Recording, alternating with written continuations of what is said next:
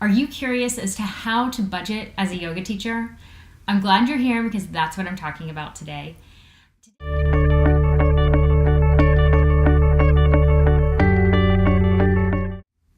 Hi, friend. First and foremost, we have to change our mindset about the word budget. So many of us think about the word budget as a bad word, when in actuality, it is not. I heard this phrase once before, it is not my own, and I have really adopted it because it makes complete sense. Budget is not a bad word. A budget gives you permission to spend money. How about that? Isn't that amazing? It's true. If you know what money's coming in, you know what money's going out, and you've allocated where the money is going, it gives you permission to buy the thing or to invest in the thing. So I want us to stop thinking about budget as a bad thing and think about it as such a positive thing that we are going to do to help improve our yoga business. So I've got some steps for you today, and we will walk through them together. They are super simple.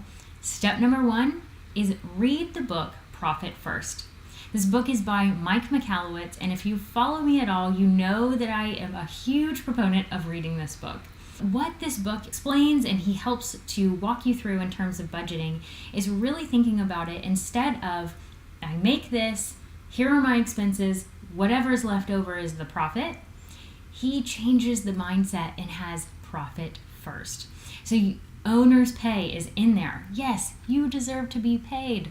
And he has percentages that help you get there. I do have a little bit of adjustment for the percentages because likely your operating costs as a yoga teacher are pretty low as compared to someone that has a brick and mortar, say a studio space. Your percentages would be different. I suggest that your owner's pay should be 50% of everything that comes in. So for every check, for every payment that comes in, you as the yoga teacher, as the business owner, get 50%. The business gets the other 50%, and you allocate those percentages out for taxes, operating costs, and business profit. Step number 2, know your numbers. Get comfortable knowing your numbers. I have a spreadsheet linked in this blog, so make sure to download it. It is the most simple spreadsheet I could possibly come up with because I'm not a spreadsheet girl. This one is so simple. What's coming in? What's going out? What are your goals? That's it.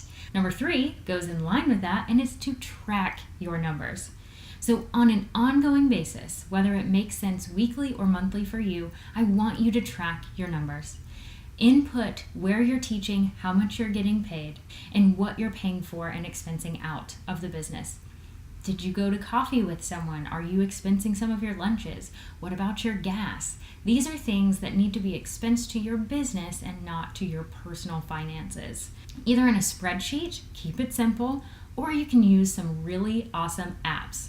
I have linked to this in the blog. I have a few amazing resources for you. Number 4, this is a big one. Live within those means. Okay, so you've heard this before, live within your means for your personal life. But I want you to live within your business means too. Checking to see, do I really need this thing?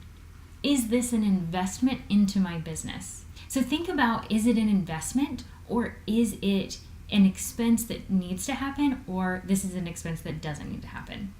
It's really important to live within your business means, and there are times when you'll go out on a limb and pay for something that you're not sure how you're going to pay for it, and that's where the magic comes in, and I get that. But on the day-to-day things, don't go have that coffee if you can't afford it. Number 5, create a routine for tracking your numbers. So I want you to do this weekly, monthly, again, whatever makes sense, but I want you to absolutely have a routine. As yoga teachers, we have talked about routines so much. We learned it in yoga teacher training. We live it in our practice every day. You most likely have a morning routine already. So have that same concept with knowing your numbers. Just get comfortable. It gets easier, I promise. And number 6 is my favorite one, and that is to talk about money. But as my mom used to say, watch your language, young lady. I want you to be really, really mindful. I want you to talk about money, but I want you to watch what language you use.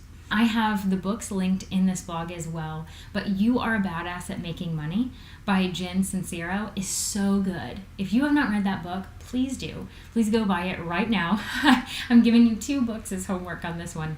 And so I just want you to get in the habit of really recognizing the language you're using around money, and it really helps to tell other people.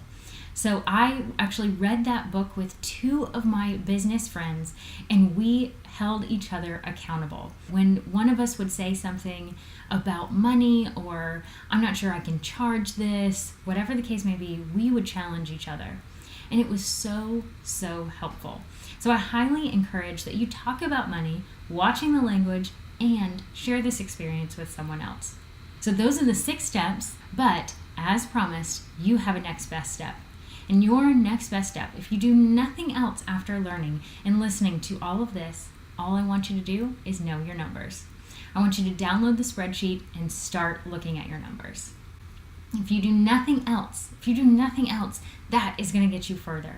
You will likely take all of the other steps just by knowing your numbers. And until next time, give yourself to talk about money and grace along the way. See you soon.